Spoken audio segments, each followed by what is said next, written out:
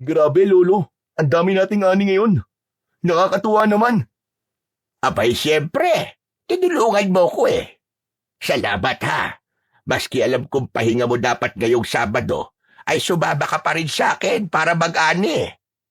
Wala naman pong day off sa akin eh. Masaya po ako na nakabalik po ako dito sa bukid at natutulungan ko po kayo. Kumusta ba naman ang pagtuturo mo dyan sa eskwelahan? Mabuti nga't nailipat ka na kagad dito. Di tulad nung nagsisimula ka pa lamang na napakalayo ng pinagtuturuan mo. Kaya nga po, Lolo eh. Swerte ho talaga ako. Kasi sa dami po ng mga nagpa-ranking at nag-apply, ako yung napili. At least ngayon, sa bahay na ako uuwi. Masasamahan ko na po kayo.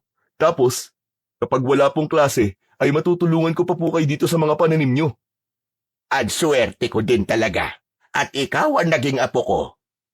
Nako, naging senti ka na naman, Lolo ah. Hindi ah. Pero alam mo ba na bilib ako sa iyo, apo, kaninang tinitignan kitang namimitas ng mga ani. Bakit naman po, Lolo? Malaki na pala talaga ang pinagbago mo, apo. Ang sipag mo na. Hindi tulad doon na laging nagtatago at naghahanap ng lilim tuwing didilat ang araw. Kasi naman po, bata pa po ako nun eh. Dati, ayaw na ayaw ko po yung ganito. Pero ngayon po, naiintindihan ko na kung gaano kahalaga ang ginagawa nyo. Ang saya-saya kayang mag-ani. Tignan mo, oh, ang sasarap nito. Fresh na fresh. Mapaparami na naman ako ng kain nito mamaya. Yan na naman tayo sa mapapalakas ang kain. Bantayan mo yung katawan mo, apo. Nako, sinasabi ko sa iyo. Lolobo kan talaga. Lolo naman eh. Ito na namang katawan ko ang nakita nyo. Kasi nga, abay ang lapad-lapad mo na. Tapos tignan mo yan tiyan mo. Kailan ka ba manganganak? Hala siya! Grabe ka, Lolo ah. Biglang lumakas ang pag-ihip ng hangin. Napatingala si Gabriel at napansin na tila nagbabadya ang ulan. Nagsimulang dumilim ang langit. Agad niyang binilisan ang kilos at kinuha ang ilang piraso ng mga bunga. Gabriel, apo, bilisan mo na parang uulan na. Kapag nabasa tayo rito, baka tayo'y magkasakit. Pero Lolo, marami pa pong dinaani. Sayang naman ko kung mababasa at masisira, lalo na po yung mga hinog na. Mas sayang kung magkakasakit tayo, apo. Ano ka ba naman? Saka di naman yan basta-basta mabubulok o masisira eh. Mabuti pa ay ipunin na natin itong mga nakuha natin. Agad nilang tinipon ang mga napitas na gulay at inilagay sa mga tiklis. Ang langit mas lalong dumilim at sa malayo ay naririnig na ang kulog. Lumalakas na rin ang pagbugso ng hangin. Lolo, may bagyo po ba? Abay, wala naman, iho. Pero parang kakaiba yung tunog ng kulog, ah. May kakaibang bigat din ang hangin. Ano pong ibig niyong sabihin, Lolo? Hindi ako sigurado, iho. Pero alam mo, kapag ganito nararamdaman ko sa hangin na mabigat, parang may masamang mangyayari. Yan. Bad vibes ka na naman, Lolo eh. Ulan lang po yan. Wala po kayong dapat na ipag-alala. Kaya meron o wala, ibig ko lang naman sabihin ay halika na at baka abutan tayo ng malakas na ulan.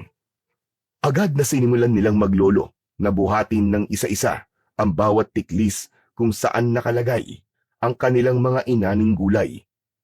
Isinakay nila ito sa kariton. Saglit na napatigil ang binata nang makita niyang hindi pa rin talaga magpapatalo ang kanyang lolo sa palakasan ng resistensya at pangangatawan. Dahil sa kabila ng edad nitong 75 taon, ay kayang-kaya pa rin niya ang mga gawain sa bukid. Si Lolo Andres ay bihasang magsasaka at ang pangunahing kabuhayan niya mula noon pang kabataan niya ay ang pagbubungkal at pagtatanim ng mga gulay sa kanyang bukid.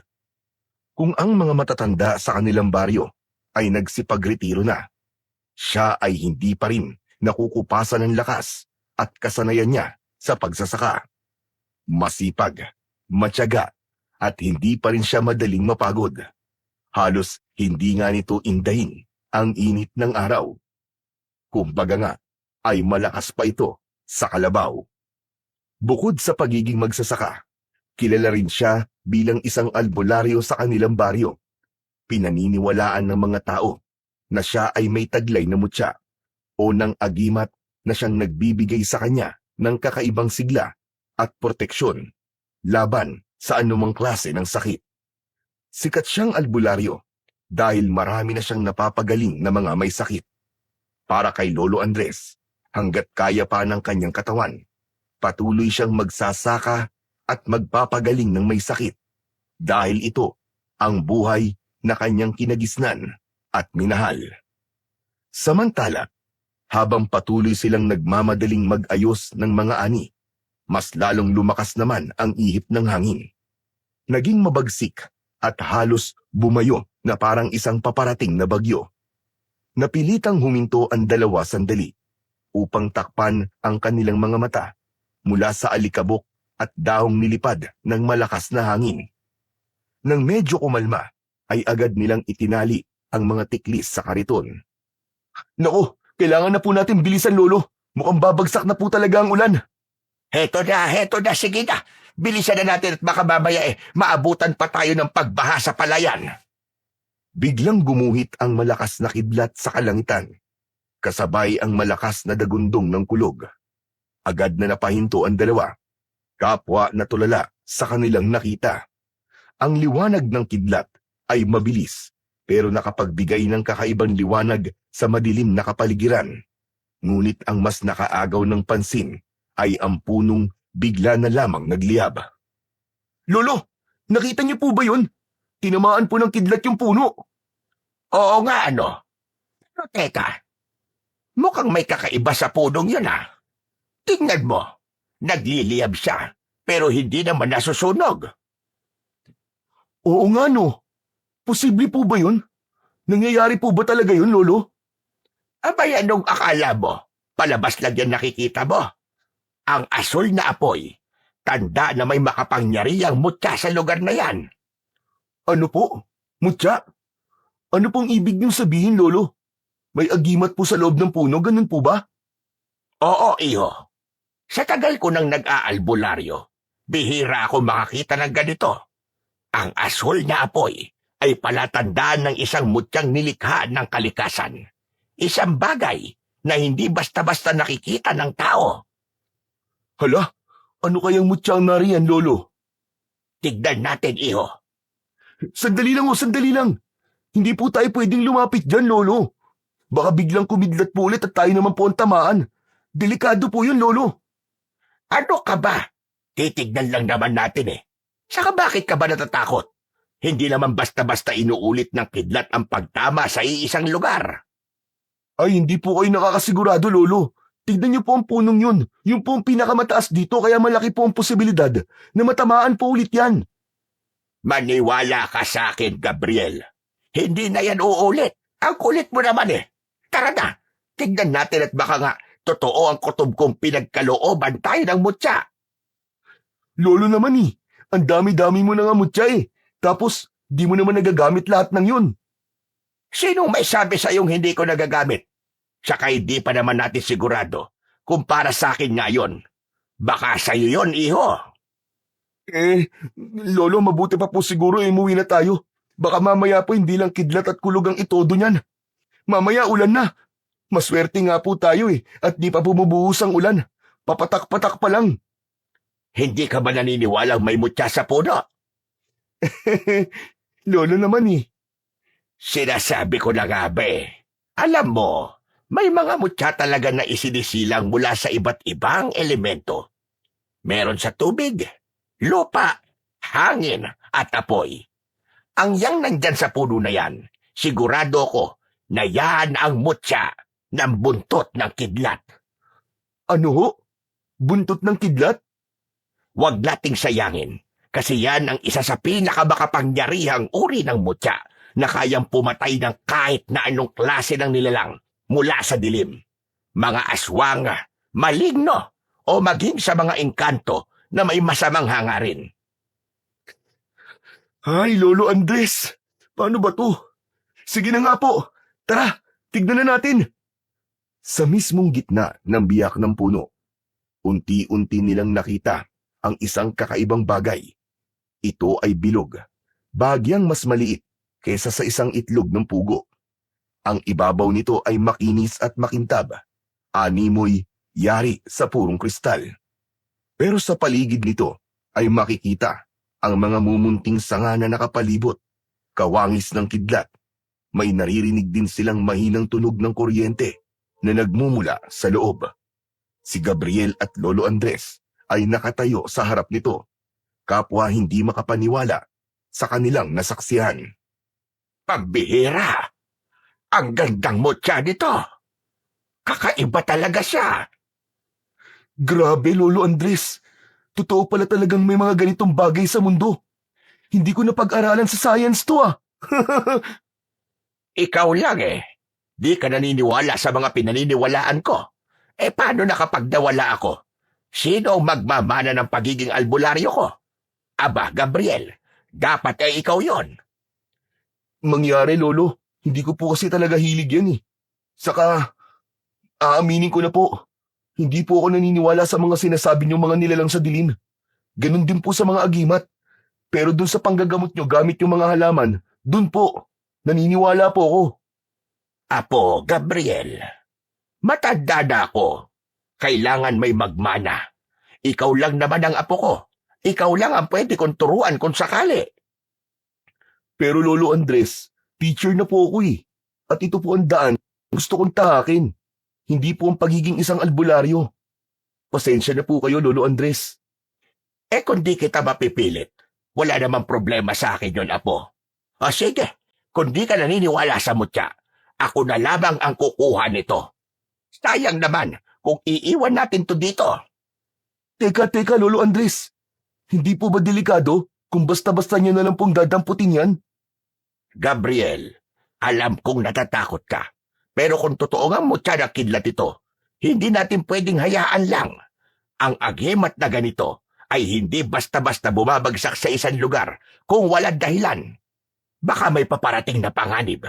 At ito lang ang tanging panlaban natin. Pero Lolo Andres, baka po mapahamak kasi kayo eh. Mas delikado kung hindi natin malalaman ang dahilan ng pangyayari ito. Kung may paparating nga na panganib, mabuting maging handa tayo kesa magsisi sa bandang huli. Dahan-dahang inilapit ni Lolo Andres ang kamay niya sa mutya. Pero bago pa man niya ito mahawakan, biglang gumapang ang maliit na kidlat mula sa mutya papunta sa kanyang kamay. Agad siyang umatras, hinahaplos ang nanginginig pang kamay. Halatang nasaktan siya, pero pilit niyang hindi pinapahalata. Lolo, ano po nangyari? Nakuryente ako. Abay, ang lakas. Lumabas ata ang kaluluwa ko sa visit na kuryente nito. Talaga po, Lolo? Pero, ayos lang po ba kayo? Gasking batang ere at nagtanong pa. Mukha ba akong ayos? Tignan mo nga't nanginginig pa rin ang kamay ko. Nagtaasan pa yata ang iilang piraso na lamang na buhok ko. Kasi naman kayo eh. Sabi ko naman kasi sa inyo, huwag niyo nang hawakan, ang kulit-kulit niyo eh. Nakuryente ako. Dahil hindi ako tinanggap ng mutya. Yun lang yon. Di kung ganun, Lolo, umuwi na po tayo. Ayaw naman pala sa inyo ng mutya eh. Hindi ako. Pero baka ikaw, iho. Baka ikaw ang gusto ng mutya na kumuha sa kanya. Ano po? Ako? Naku, Lolo, huwag niyo po akong isali dyan. Wala po akong alam dyan. Subukan mo lang, Gabriel. Ang mutya mismo ang pipili kung sino ang karapat-dapat na kumuha sa kanya. Kasi po, ang totoo po niyan, takot po ako sa kuryente. Ano ka mo? Takot ka sa kuryente? Opo, di ba nga nagka-trauma po ako nung bata po ako? Nung isuot ko po yung kamay ko sa sakit, nakasaksak pala. Simula nun, ayoko nang dumikit sa kahit na anong may kinalaman po sa kuryente. Abay, napapanahon na siguro para harapin mo ang takot mo, Gabriel. Walang mangyayari sa'yo. Ang mutyang yan ay isang biyaya. At kung ikaw ang pinili nito, hindi mo pwedeng takasan ang tadhana mo. Pero lolo, paano po kung makuryente po ako uli? Eh di malalaman natin kung talagang tinatanggap ka ng mutya o hindi. Lolo naman pwedeng pag-isipan ko muna to. Walang oras para mag-isip, apo. Ang mutya ay hindi maghihintay magpakailanman. Tahimik na napatingin si Gabriel sa kumikislap na mutya. Ramdam niya ang kaba sa dibdib. Kaya naman, pikit mata na lamang niya itong dinampot. Wala siyang naramdamang kuryente ng sandaling mahawakan niya ito. Dahan-dahan niyang idinilat ang kanyang mga mata at halos mapatalon siya nang makita niyang sobrang lapit na ng mukha ng kanyang lolo Andres. Nakangisi ang matanda. Halos abot sa tenga ang tuwa. Hey! Lolo naman Huwag niyo naman po akong gulatin ng ganun. Hahahay! O ano? May kuryente o wala? Wala po. Tama ako, di ba? Ikaw nga ang nakatakdang humawak sa mutyang yan. Bakit naman po ako? Hindi naman ako ang tingero o albularyo na tulad niyo. Hindi rin ako mandirigma o sundalo. Isa lang akong simpleng tao. Hoy, hoy, hoy! Tandaan mo, hindi lang yung marunong lumaban ang maaaring maging mandirigma. Dahil ang tunay na mandirigma ay yung may tapang at puso para ipagtanggol ang kanyang bayan. Tinignan ni Gabriel ang mutya sa kanyang palad. Patuloy itong kumikislap, nagliliyab sa malamlam, ngunit makapangyarihang bughaw na liwanag. Lolo Andres, ano pong gagawin ko ngayon? Una sa lahat, itago mo muna yan, iho. Huwag mong ipapakita kahit na kanino. Sa tamang panahon, malalaman mo kung paano gamitin ang kapangyarihan niyan. Matapos ang kakaibang pangyayari na naganap sa gitna ng bukid, nagdesisyon na ang maglolo na umuwi na. Maingat na isinilid ni Gabriel ang mutya sa kanyang bulsa. Tahimik lang ang binata. Ilang beses niyang tinatanong ang kanyang sarili kung bakit anong meron at siya ang pinili ng mutya, gayong ang lolo niya ang totoong albularyo. At sa palagay ng lolo niya na siya ang karapat-dapat na magbayari ng mutya. Si Gabriel ay isang guro sa elementarya sa kanilang baryo.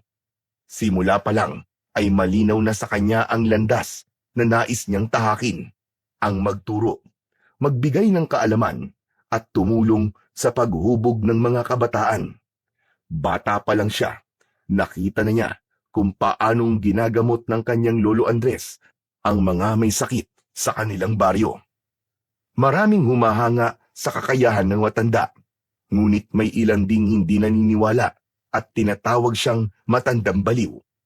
Lumaki siya na saksi sa hirap at naging sakripisyo ng kanyang lolo, yung tipong halos wala na itong pahinga.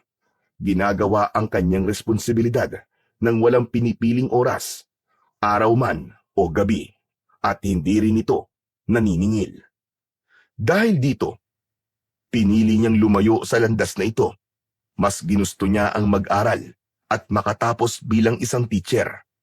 Isang propesyong mas may malinaw na sakop at hangganan. Ang pagtuturo ay may mga estratehiyang sinusunod, may mga libro, at may kasagutan ang lahat ng bagay. Samantalang sa mga albularyo, puro misteryo, kababalaghan, paniniwala at responsibilidad na walang katapusan na hindi talaga niya kayang akuin. Pero ngayong hawak niya ang mutya, tila unti-unting gumuguho ang itinakda niyang direksyon sa kanyang buhay. Sa tabi niya, si Lolo Andres ay tahimik lamang na nakangiti at panay ang tingin sa kanyang apo. Samantala, habang pauwi ang maglolo, madadaanan nila ang isang makitid at madamong daanan. Dahil papagabi na, tahimik na ang paligid sa lugar na yon. Wala ning isang huni ng kuliglig o ng mga ibon. Paglingon ni Gabriel, nakita niya ang kinatatakutang lumang kubo sa kanilang baryo.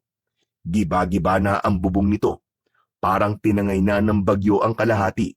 Ang mga dingding ay puno na ng mga umaakyat na baging at lumot.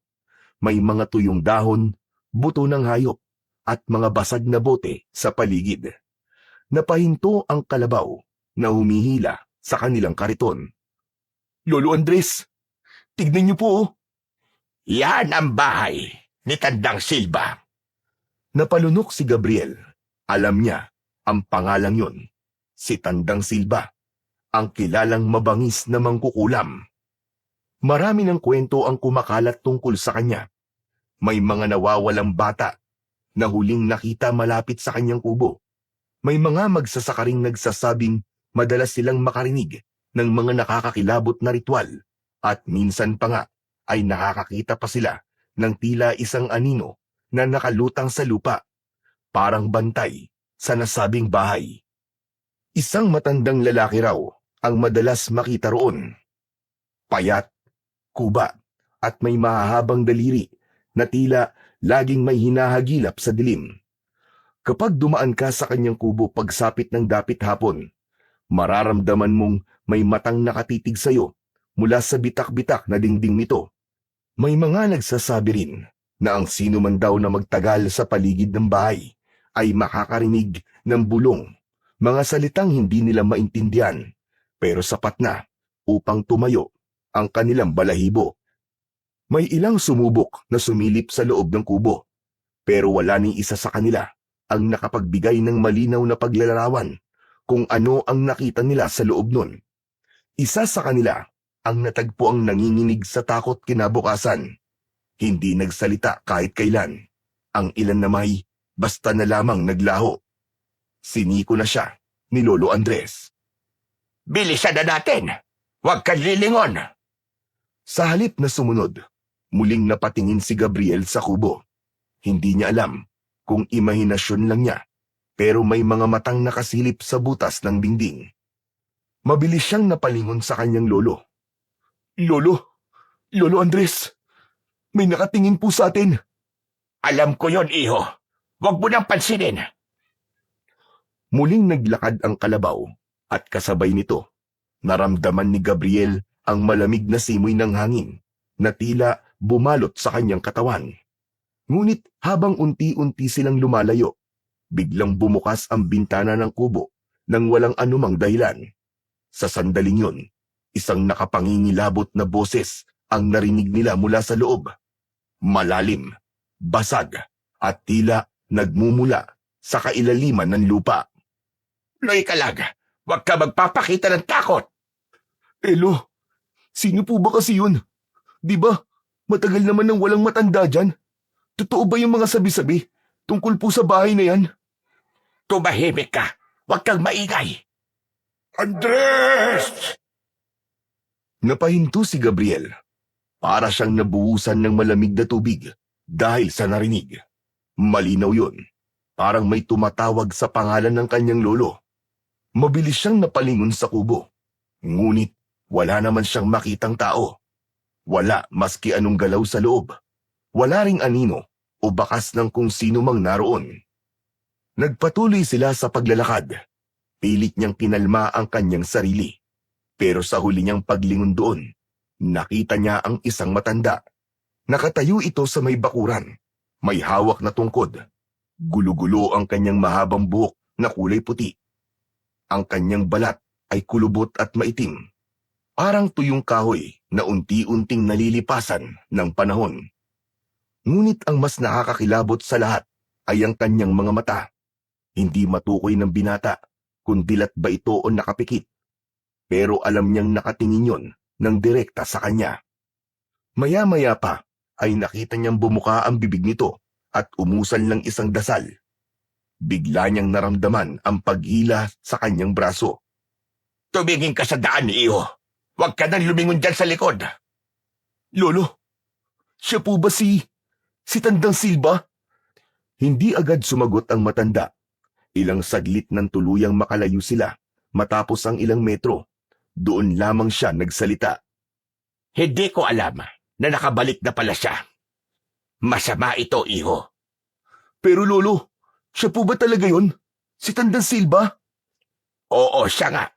At hindi mo dapat basta-basta binabanggit ang kanyang pangalan. Lalo na kung nandyan lang siya sa paligid. Pero Bakit niya po kayo tinatawag? Parang meron po siyang gustong sabihin sa inyo. Dahil ako na lang ang natitira. Ano po? Kayo na lang ang natitira? Ano pong ibig niyong sabihin? Matagal nang may hidwaan sa pagitan namin. Noon pa man, isa na siyang makapangyarihan at kinatatakutang mangkukulam.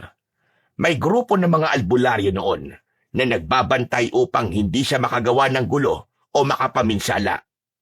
Ano po, Lolo Andres? Isang grupo? Ibig sabihin, marami po kayong albularyo na kumakalaban sa kanya noon? Tama ka, Gabriel. Hindi lang ako. 7 albularyo ang nagtipon noon upang tapusin ang kanyang kasamaan. Ako ang pinakabata sa kanila. Kung ganun, Lolo, ano po nangyari sa kanila? Isa-isa silang nawala. May biglang nagkasakit ng walang dahilan. Ang iba, nawala sa sariling katinuan. Tulala at hindi na muling nakabalik sa kanilang dating sarili. Pero ang pinakamatindi, may isa sa amin na bigla na lamang naglaho. Parang bula. Wala ni anino. Wala ni bakas kung nasan siya dinala. Ako na lang, Apo. Ako na lang ang natira sa 7 albularyo. Iniisip niyo po bang siya ang may kagagawan sa pagkawala ng mga kasama niyo, Lolo Andres? Sino pa nga bang may kapangyarihang gawin yon sa kanila? Di siya lamang, si Tandang Silva. Pero, paano niyo po napatunayan na siya nga po ang may sala? Gabriel, ang matandang yon ay delikadong tao. Hindi siya basta-basta. Maniwala ka sa akin. Hindi mo gugustuhin mapansin ka niya. Kung totoo po ang sinasabi niyo, bakit po siya bumalik? Maghihiganti ba siya sa inyo? Yan ang hindi ko pa alam. Pwedeng oo. Pwede rin namang hindi. Pero isang bagay ang sigurado ko. Sa muli niyang pagbabalik ay may mangyayaring hindi maganda. Manganganib ulit ang mga tao. Kaya, Apo, humanda ka. Ho? Bakit naman po ako maghahanda? Ano naman po kinalaman ko rito? Baka yan ang dahilan kung bakit ka binigyan ng mutya. Huminga ng malalim si Lolo Andres, saka tumitig kay Gabriel. Ang tanong, Apo, kaya mo bang tanggapin ang kapalaran mo? Pero Lolo, sinabi ko na po sa inyo ang sagot eh. Hindi po ako isang bayani at ayoko po maging isa. Okay na po ako sa pagiging isang ordinaryong teacher ko. Hindi ako makikipaglaban sa isang mangkukulam. Ikaw ang bahala. Pero sana, kung magbago ang isip mo, sana humaba pa ang buhay ko, Apo, para matulungan pa kita sa pagpapalakas mo at maisaling ko sa iyo lahat ng aking kaalaman. Lo, pambihira naman kayo eh. Huwag kayong ganyan magsalita. Para naman kayo namamaalam na niyan eh. Malakas pa po kayo oh. Di ba sabi nga ng ibang tao eh, malakas pa kayo sa kalabaw. Aabot pa kayo ng 100 taon o mahigit pa. Maniwala po kayo sa akin, Lo. Hindi natin masasabi yan, Iho. Lalo't nagbalik na siya. Alam ko ang sadya niya. May binabalak siyang hindi maganda at hindi ko alam kung anong klaseng kasamaan ang dala niya ngayon. Hindi ko talaga alam. Lolo, huwag na po nating isipin yan. Hindi pwede, Gabriel. Kailangan nating maghanda. Samantala, sa loob ng munting kubo ni Tandang Silva, isang kakaibang ritual ang isinasagawa ng matanda. Nakapaikot sa loob ng bahay niya ang maraming itim na kandila. Sa gitna ng silid, isang malamig at matigas na bangkay ang nakahiga sa isang luma at sirasirang banig. Nagsimula na si Tandang Silva sa isang pabulong na orasyon. Pagkatapos ay dahan-dahan siyang lumuhod sa harap ng bangkay.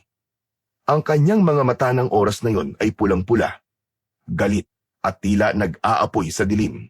Nang simulan niya ang pagdarasal, biglang nagbago ang kanyang anyo. Nangitim ang kanyang balat, kasing kulay ng suot niyang itim na damit. Ang kanyang buhok ay naging puti lahat. Ang kanya namang mga kamay ay mas lalong nangulubot at napuno ng mga malalaking ugat. Nang matapos ang kanyang pagbabagong anyo, dahan-dahan niyang hinaplos ang bangkay habang patuloy pa rin siya sa kanyang orasyon.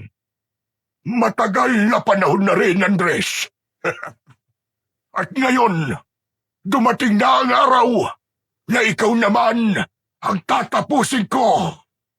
Muli niyang hinaplos ang bangkay. Malamig, madulas, at waring may bahid ng kakaibang enerhiya. Isang ngisi ang gumuhit sa kanyang kulubot na labi.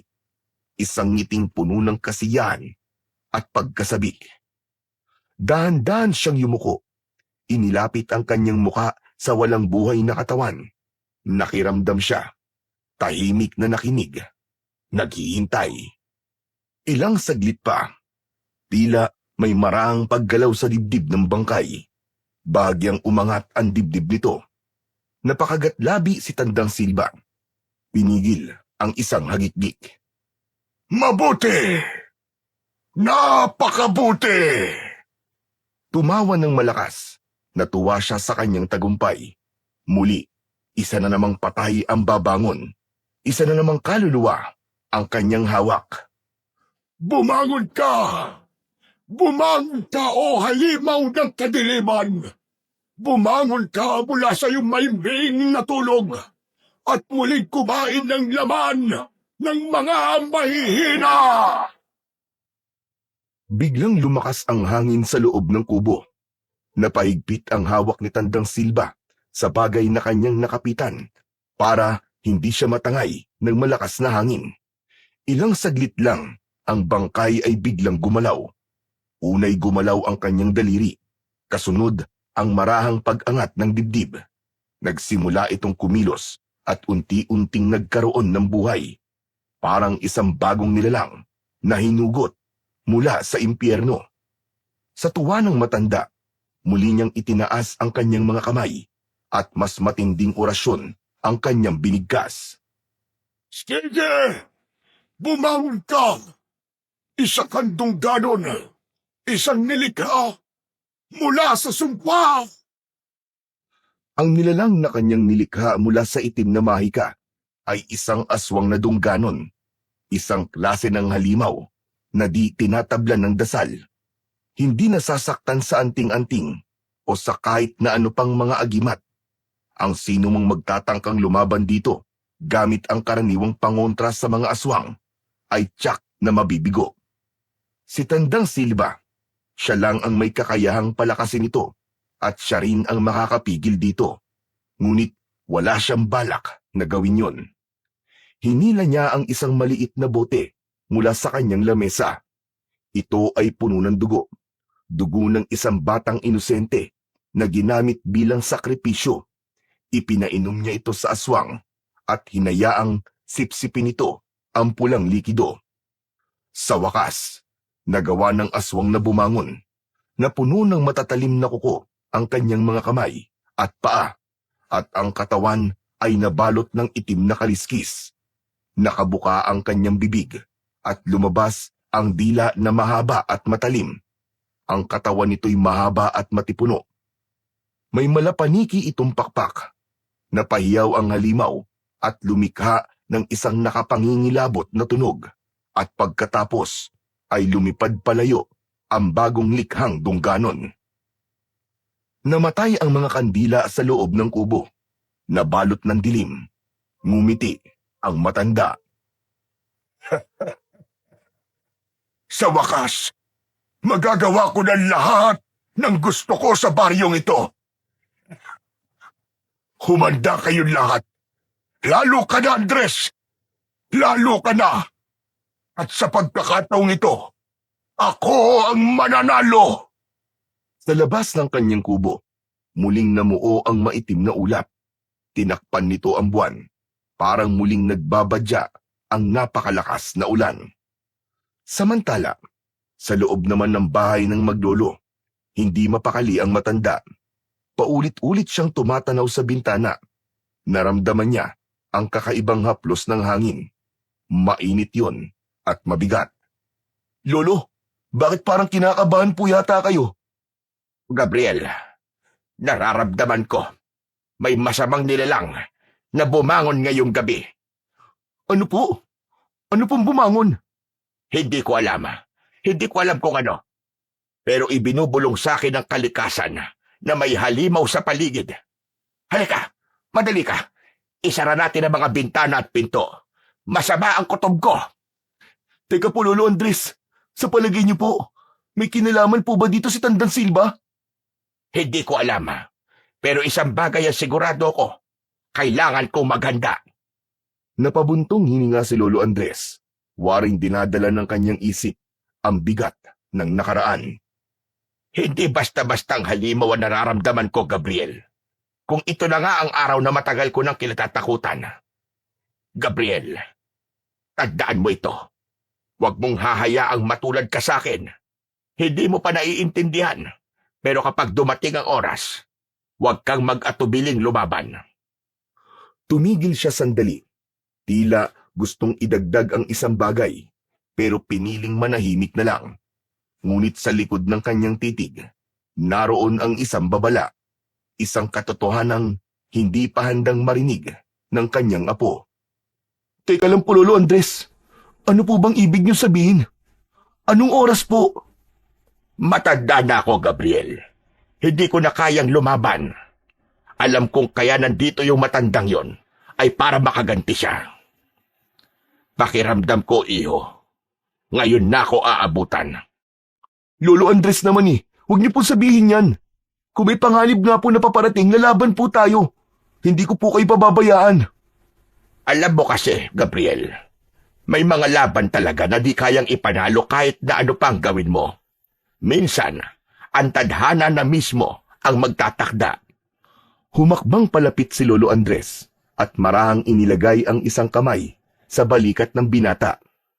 Pero kung sakali man, iho, na dumating ang araw na yon, huwag kang malulungkot dahil hindi lahat ng katapusan ay talo. May mga sakripisyong kailangan na gawin para may ibang mabuhay, para may magpatuloy. Lolo Andres, hindi ko gusto yung mga sinasabi niyo. Kung ano man ang mangyari, iho, gusto kong panghawakan mo ang sinabi ko. At kung dumating ang araw na hindi mo na ako makita, huwag kang matakot, iho. Lolo Andres, wala po masamang mangyayari sa inyo. Kung kinakailangan po na ipasuot ko sa inyo lahat ng agimat nyo, gagawin ko. Para lang po, hindi kayo lapitan ng mangkukulam na yon. Huwag ko kayo mag-isip ng negatibo, Lolo. Di ko kaya, Lo. Di ko po kaya mawala kayo. Huwag mong sabihin na hindi mo kaya. Dahil may isang hiling ako sa iyo. Kung dumating man ang oras na kailangan mong mamili sa pagiging teacher o pagiging albularyo, sana piliin mo ang daan na magliligtas sa mas maraming tao. Napabuntong hininga si Gabriel. Ayaw niya nang pakinggan ang sinasabi ng kanyang lolo. Samantala, sa labas ng kanilang bahay, nagmamasid na ang dungganon. Tahimik itong nakalambitin sa isang sanga. Ang mapupulang mata ay nakatitig sa bahay ni Lolo Andres. Malamig ang gabi. Walang buwan. Tanging mahihinang ilaw lang ng mga poste ang nagbibigay liwanag sa madilim na lansangan. May dumaang isang lalaki. Ang atensyon ng aswang ay agad na nabaling dito. Naging mabilis ang paghinga ng nilalang. Gutom na gutom ito. Parang matagal nang di nakakatikim ng masarap na hapunan. Tinitigan niya ang kanyang magiging biktima. Nagpatuloy sa paglalakad ang lalaki at walang kamalay-malay sa panganib na nakasunod sa kanya. Ang paligid ay tila sumabay sa katahimikan ng gabi. Walang kuliglig, walang kaluskos ng dahon, walang kahit na anong ingay. Isang nakakapanindig balahibong katahimikan. Dahan-dahang lumipad ang dungganon mula sa sanga. Napakabilis nitong gumalaw, pero halos hindi naririnig ang pagaspas ng malalapad nitong mga pakpak. Para lang itong inilulutang ng hangin. May malamig na bagay ang biglang dumampi sa batok ng lalaki. Napahinto siya, napatingin sa paligid. Wala siyang nakita, pero bigla siyang kinabahan. Bumilis ang tibok ng kanyang puso. Binilisan niya ang kanyang mga hakbang, pero bago siya tuluyang makalayo, isang malakas na ungol ang kanyang narinig na galing sa itaas. Agad siyang napatingala. At sa isang iglap, isang mahabang kamay na may matutulis na kuko ang agad na sumunggab sa kanyang balikat at inilipad siya paitaas. Malakas ang kanyang naging sigaw, pero agad ding naputol nang maramdaman niya ang isang madulas at malamig na dila ng nilalang na dumampi sa kanyang leeg. Ang kasunod nito ay bigla siyang kinagat sa leeg at sumubsob ang muka ng aswang sa leeg nito. Sinipsip ang kanyang dugo. Napakislot siya sa sakit. Pilit niyang itinutulak ang nilalang pero hindi niya kaya, lalo pat nasa itaas sila.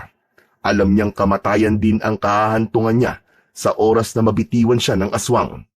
Nagsimula siyang manlambot, unti-unting naubusan ng lakas habang ang dugo niya ay patuloy na dumadaloy papunta sa bibig ng aswang. Hindi nagtagal, bumagsak ang kanyang katawan sa kalsada. Nanghihina, nanginginig. Bumaba ang aswang. Nakatayo ito sa tabi niya habang pinapahid ang dugo ang pangil nito gamit ang dila. Tumingala ito sa langit at muli itong lumipad patungo sa kung saan. Unang putok pa lang ng araw, ngunit isang nakakakilabot na balita na kagad ang gumimbal sa buong baryo. Sa gitna ng kalsada sa malamig at basang simento, nakita nila ang isang nakabulagtang lalaki. Maputlang maputla ang kanyang balat. Ang kanyang mga mata ay nakadilat at parang takot na takot.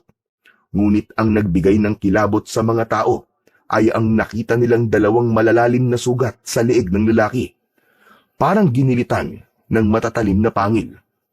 Ayon sa usap-usapan ng mga residente, ang sugat na yon ay hindi gawa ng isang hayop dahil malinis pero brutal. Wala ning isang patak na dugo ang kumalat sa paligid. Ang mga babae at matatanda ay walang magawa kundi antakpan ang kanilang mga bibig nang makita ang bangkay. Iisa ang kanilang sinasabi. Isang aswang ang may gawa sa karumal-dumal na pagpatay sa lalaki.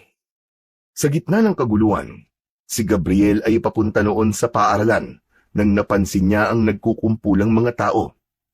Habang papalapit siya, isang pamilyar na figura ang kanyang nakilala.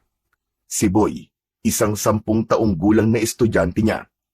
Nakatayo ito sa harap ng kumpulan, hindi kumikilos, hindi nagsasalita. Nakatingin lang ito sa isang direksyon, tulalang-tulala, nakanganga, at hindi maipinta ang muka. Agad siyang lumapit para alamin ang pinagkakaguluhan ng mga tao. Ganun na lamang ang kabang naramdaman niya nang makita ang bangkay na nakahandusay sa kalsada. Napahinto siya at napalunok. Naramdaman niya ang panlalamig ng kanyang kamay, pero pinilit niyang kumalma. Luminga-linga siya sa paligid. Kita niya ang takot sa mukha ng mga tao. May iba pang nasuka at hindi nakayanan ang tagpong yun. May iba nang lumalayo at ayaw na nilang tignan ang bangkay. Muling napatingin si Gabriel sa kanyang estudyante. Tahimik pa rin ang bata. Nakatutok lang ang mga mata sa patay. Lumapit siya at maraang hinawakan nito sa balikat. Naramdaman pa niya ang pagkagulat nito at bahagyang panginginig. Marahan niyang hinatak ang bata palayo. "Boy, anong ginagawa mo dito?" Si Kuya Mando po. Nakita ko po siya kagabi naglalakad. Dumaan po sa tapat namin. Pero... "Anong nakita mo, anak? May nakita ka ba? Nakita mo ba ang pumatay sa kanya?" Sir, may biglang dumagit po sa kanya mula sa itaas. Inilipad po siya tapos bigla na lang po silang nawala. "Sigurado ka ba, boy? Nakita mo ba yung itsura ng dumagit sa kanya?" Hindi ko po nakita ng malinaw, sir. Pero ang laki po niya. May pakpak po. Para po siyang isang malaking ibon. Pero hindi po siya ibon, sir. "Boy, may narinig ka bang tunog? Sigaw o kaya ungol?" Opo, sir. Sumigaw po si Kuya Mando, sobrang lakas po. Pero parang naputol po yung sigaw niya bigla eh. Tapos, narinig ko po yung pagaspas ng pakpak. Ang bilis po, sir. Pagtingin ko po uli, wala na po sila. "Boy, may pinagsabihan ka na ba nito?" Wala pa po. Kayo pa lang po, sir. Natatakot po ako eh. Baka malaman po nila na nakita ko po yung pumatay sa kanya. Baka balikan po ako ng halimaw. Ano ka mo, boy? Halimaw? Totoo po yung sinasabi ng mga tao. Aswang po yung pumatay sa kanya. Huwag kang matakot, boy. Baka naman inaantok ka lang kagabi kaya kung ano-ano nakikita mo. Walang aswang, boy. Hindi sila totoo. Maniwala po kayo sa akin, sir. Totoo po yung nakita ko. Totoong may aswang. Totoong may aswang, sir. Kitang-kita ko po. Boy, makinig kang mabuti. Huwag mo itong ipagsasabi sa kahit na kanino, ha? Sa ngayon, bumalik ka na lang muna sa bahay nyo at huwag na munang lumabas lalo na sa gabi. Naiintindihan mo ba? Opo, sir. Sige na, umuwi ka na. Umuwi na ang bata at ang tanging nagawa ng binata ay sundan ito ng tingin hanggang sa tuluyan ng maglaho sa kanyang paningin. Napabuntong hininga siya. May kung anong bigat sa kanyang dibdib na hindi niya maipaliwanag.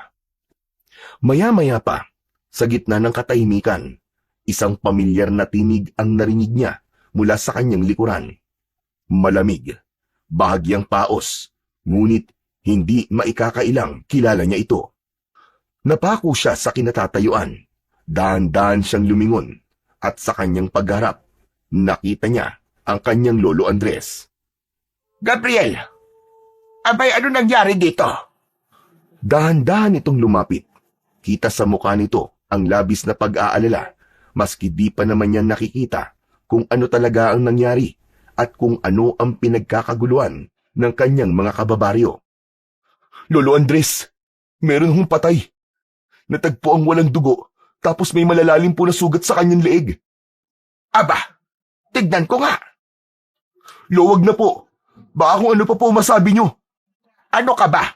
Tahimik lang ako. Titignan ko lang naman. Sigurado po kayo, Lo, ha? Walang kung ano-anong sasabihin, ha? Ayoko po mas lalo matakot ang mga tao. Nakikiusap po ako sa inyo, Lo. Iwasan po nating lumala ang gulo rito. Oo na, oo na. Aba, tinatalakan mo pa ako eh. Sinuri ng matanda ang bangkay sa kalsada, habang ang ibang tao naman ay patuloy sa pag-uusap at bulong-bulungan. Hindi na ako nagtataka. Alam ko nang mangyayari ito. Ano ba, Lo? Sinabi ko na po sa inyo eh. Dahan-dahan lang po ang pagsasalita. Biglang nilingon niya ang apo, na noon ay nakakunot ang noo, at tila hindi makapaniwala na hindi sinunod ng matanda ang kanilang napag-usapan. Agad na nagtanong ang tao sa matanda kung ano sa tingin niya ang may kagagawan nun. Hindi na malaman ng matanda kung paano tatanggihan ang tanong na yun ng mga tao. Hindi ko alam kung maniniwala kayo sa akin. Pero kahapon nakita ko si Tandang Silva. Nakabalik na siya dito sa atin. Agad na nagpalitan ng pag-aalala ang mukha ng mga taong nakarinig sa sinabi ni Lolo Andres. Ang mga matatanda, silang nakaalam sa kwento ni Tandang Silva, ay halos sabay-sabay na napailing. Mas lalo silang nagkagulo dahil halos lahat ng mga nakakakilala sa matanda ay nakasisiguro ng may kinalaman nga ang matandang mangkukulam na yon sa kaguluhang nangyayari sa kanilang nayon. Lolo, ano ba? Hindi naman tayo sigurado kung yung matanda nga na yun ang may kagagawa nito. Huwag po kagad tayo mambibintang. Saka matanda na po yun. Paano naman niya mapapatay ang taon to? Maniniwala pa ako kung sasabihin yung baka adik ka may gawa nito eh, o isang kriminal. Hindi, apo. Sigurado kung di tao may gawa nito. May nararamdaman akong malakas na puwersa sa paligid.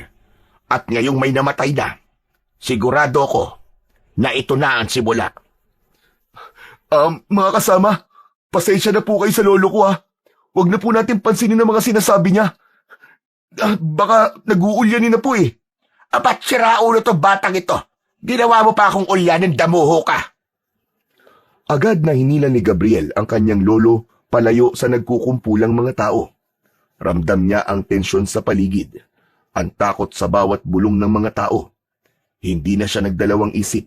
Kailangan niyang mailayo si Lolo Andres bago pa ito makapagsalita ng kung ano-ano at lalong magdulot ng gulo. Tahimik silang naglakad pa uwi. Kapwa hindi nagsasalita. Ang tanging naririnig ay ang tunog ng kanilang mga yabag sa lupa. Pagdating sa bahay, agad na isinara ni Gabriel ang pinto at inilak yun. Saka humarap sa kanyang lolo. Lo, ano ba naman kayo?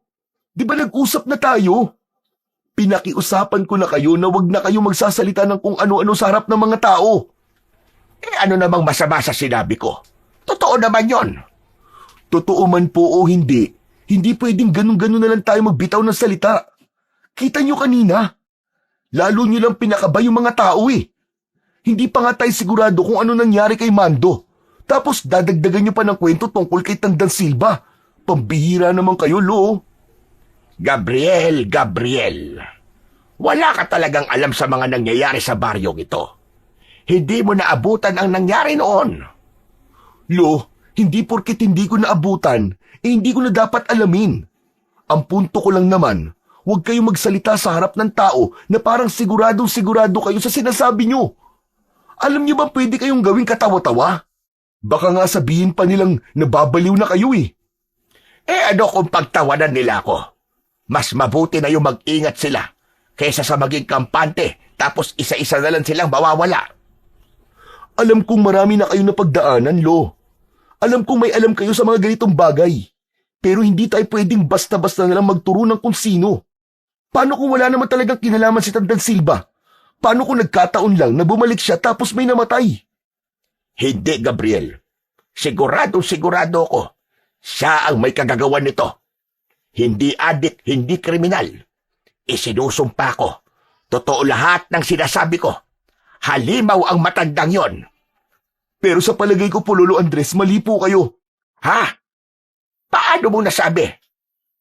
Di ba ang sabi niyo po, isang mangkukulam ang matandang yon. Pero may nakakita kay Mando kagabi.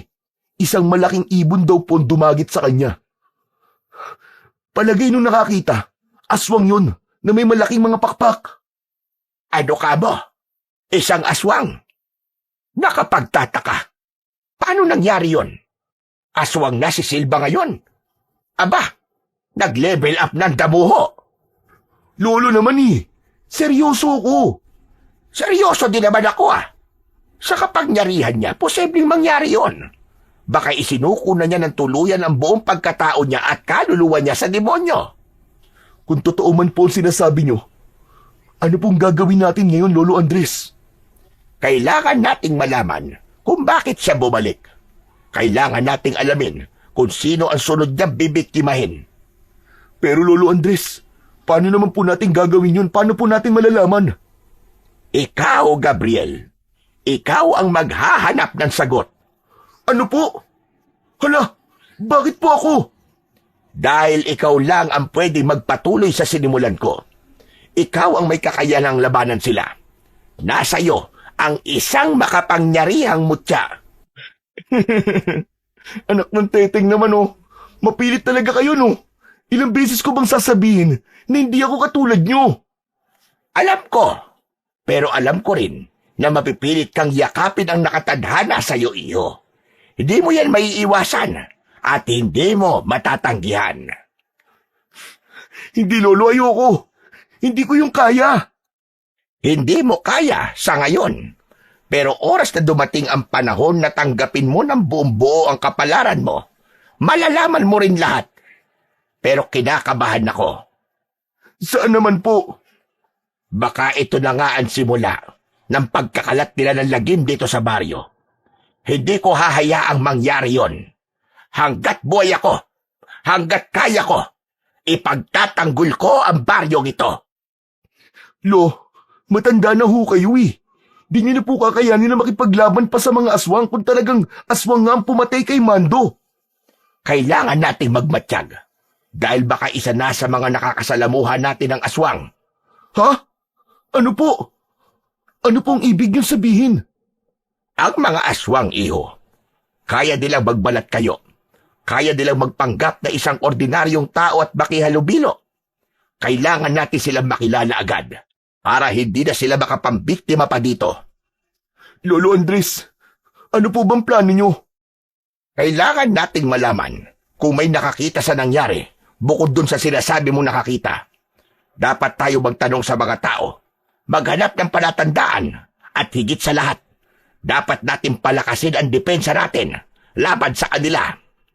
Tahimik na sumang-ayon ang binata sa sinabi ng kanyang lolo. Alam niyang hindi nila maaaring baliwalain ang panganib na paparating. Dahil sa nangyari, nabalot ng katahimikan at pangamba ang buong baryo. Hapon pa lamang ay nagsisibalik na sa kanilang mga tahanan ang mga tao. Wala nang batang naglalaro sa lansangan, ni isang dumudungaw man lamang sa kanilang bintana. Ang mga matatanda naman ay tahimik na nagdarasal sa harap ng kanilang mga altar. Tangan ang mga rosaryo habang nanginginig ang kanilang mga kamay. Sa tapat ng tindahan, na dati puno ng tawanan at ingay ng nag-iinuman, ngayon wala ni isang anino ng tao. Ang mga upuan ay naiwan sa magulong ayos. Tanda ng pagmamadali ng may-ari na makapasok kagad sa loob ng bahay. Samantala, abala naman ang iba sa paghahanda ng mga pangontra. Naglalagay sila ng mga bawang sa bawat sulok ng kanilang bahay, sa mga bintana, pintuan, at maging sa ilalim ng kama ng kanilang mga anak. Ang ilan ay nagsasaboy ng asin sa paligid ng kanilang tahanan. Ang lahat ng ito ay dulot ng mabilis na pagkalat ng balita tungkol sa aswang at ang matinding takot sa pagbabalik ni Tandang Silba. Lalo pang lumala ang pangamba nila nang isang magsasaka ang nagpatunay na may nakita siyang kakaibang nilalang na gumagala sa kanilang bukid. Nakayuko ito, ngunit ang anino ay hindi pangkaraniwan. Mahaba, baluktot, at gumagalaw na tila may sariling buhay. Samantala, isang matanda naman ang nagsabing nagising siya isang madaling araw matapos makarinig ng mabibigat na yabag sa kanilang bakuran.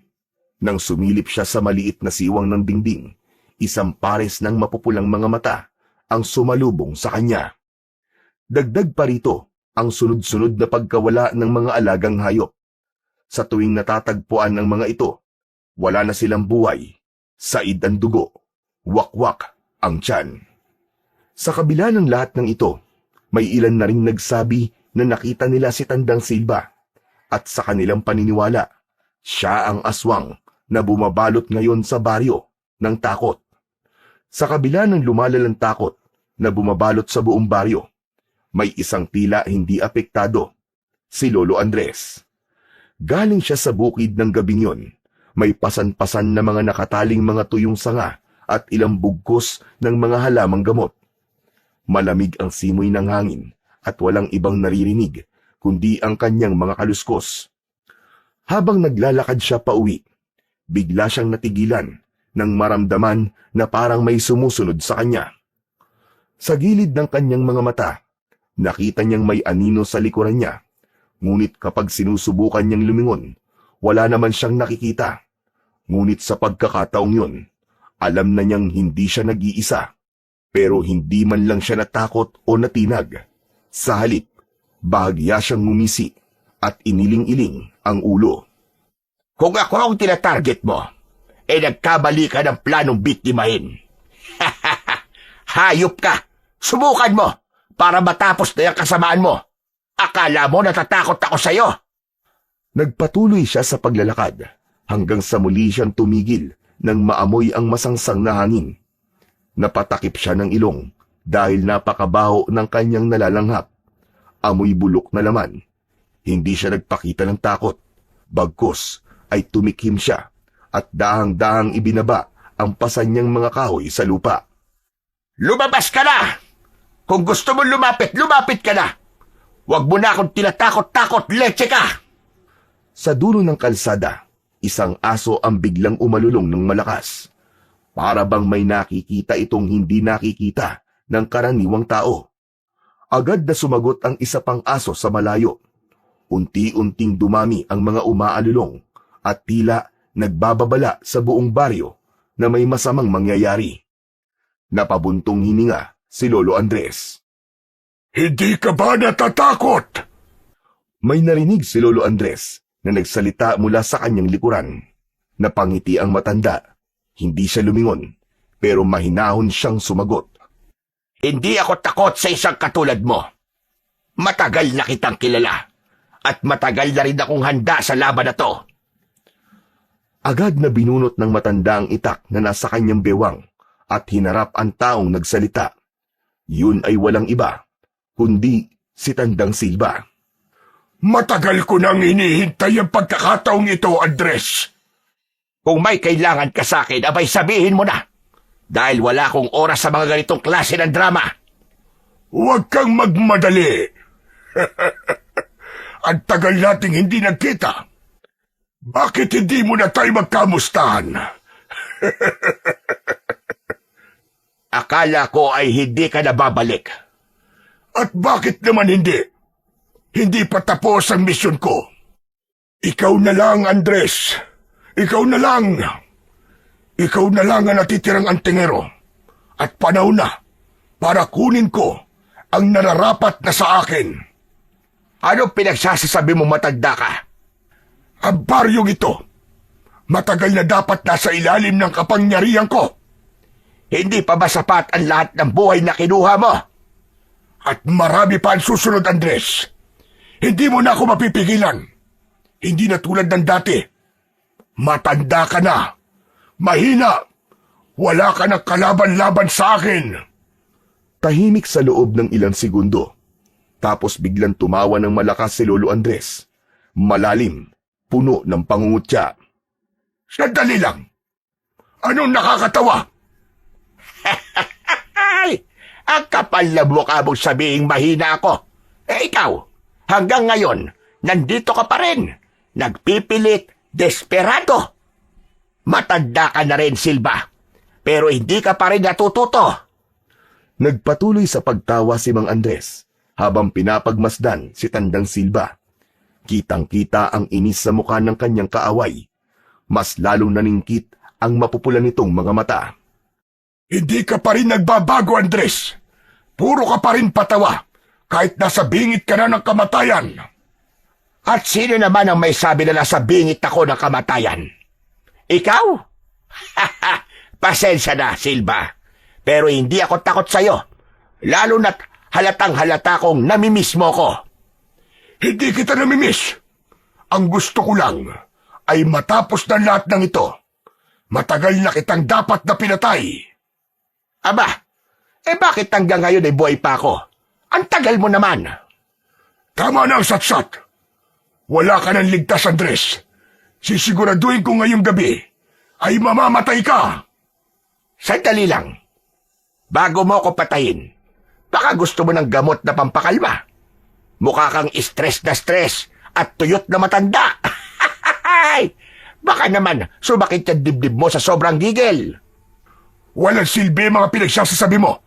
Hanggang ngayon, inutil ka pa rin. Inutil? Aba, parang sarili mo yata ang pinariringgan mo, Silva. Anong ibig mo sabihin? Ilang dekada na ba tayong ganito? Ilang beses mo na akong pinagtangkaan. Pero ano ang resulta? Heto ko, buhay na buhay. Sabihin mo nga, kanino ka ba dapat mainis? Sa akin o sa sarili mo? Na kahit na anong gawin mo, hindi mo pa rin ako mapatay. Dumating na ang oras mo, Andres. Tapos na ang laro natin. Matutulad ka lang sa mga kasamaan mong albularyo nun. Wala ka ng laban. Ganon ba? Bakit parang takot ka pa rin? Hindi ako takot sa'yo. Hindi mo na ako mapipigilan. Wala nang anting-anting ang makakapigil sa akin. Talaga ba? Sigurado ka bang wala na talaga? May kinuha si Lolo Andres sa kanyang bulsa at inilabas doon ang isang maliit na bote ng langis. May nakababad na isang maliit na mutya. Kaagad niyang binuksan yun at ipinahid sa kanyang itak.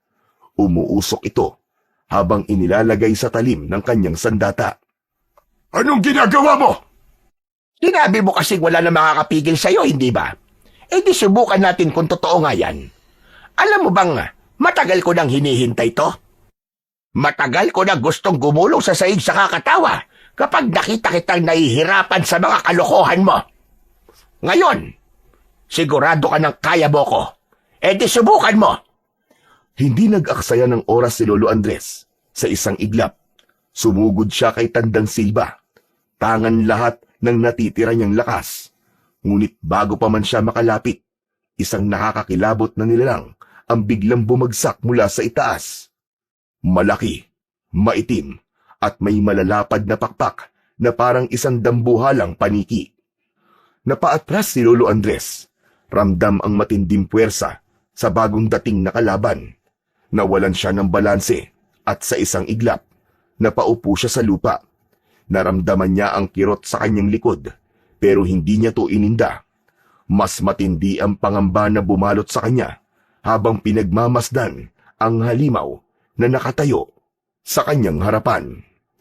Samantala si Tandang Silva naman ay nakangisi lang at tuwang-tuwa sa kanyang nakikita. Andres! Andres! Sabi ko naman sa iyo, hindi ba? Hindi mo na ako kayang labanan ngayon. Hindi na ikaw ang dating antingero na kinatatakutan noon. Hayop ka! Wala ka talagang pinagbago, Silva. Hindi ka kailanman lumalaban ng patas. Mandaraya ka pa rin hanggang ngayon. At bakit naman ako lalaban ng patas? Kung sa ganitong paraan ako pwedeng manalo, gagawin ko. Wala nang ibang mahalaga sa akin, kundi ang magtagumpay. Anong halimaw naman niyang ginawa mo, Silva? Nagulat ka ba? Sinabi ko naman sa iyo kanina, hindi mo nakakayanin ang kapangyarihan ko. Humakbang siya paatras at itinaas ang kamay. Sa isang iglap, ang halimaw ay lumapit sa kanya. Lumuhod sa kanyang harapan na parang isang alagang hayop. Ang nilalang na ito, ang tatapos sa iyo, Andres. Wala ka ng kawala. Kaya mo lang sinasandalan ng halimaw mo. Kasi alam mong hindi mo ako kayang harapin ng ikaw lang. Wala na akong pakialam sa mga sinasabi mo. Puro kasatsat. Pero ito ang tatandaan mo. Ngayong gabi, Andres, magiging kwento ka na lang sa baryo na to. Agad na tumayo si Lolo Andres at ipinagpag ang alikabok na kumapit sa kanyang damit. Pagkaraan ay ngumisi. Wala ka talagang kadala-dala kahit kailan. At sino naman ang nagsabi sa'yo na kayang-kaya akong patayin yan? Marami na ako napatay na mga aswang. At yan pa bang ipagmamalaki mo? Isang orasyon lang yan. Patay na sa akin yan. Tumingala si Lolo Andres, ipinikit ang kanyang mga mata at sinimulang bigkasin ang isang orasyon. Ang kanyang boses ay umaalingaw-ngaw sa paligid. Tila may bumabang enerhiya mula sa langit. Biglang lumakas ang hangin, umiikot sa paligid nila. Tignan natin ngayon kung sino ang mauuna sa hukay. Itinaas ni Lolo Andres ang kanyang kanang kamay, kasabay ng muling pagbibigkas ng orasyon.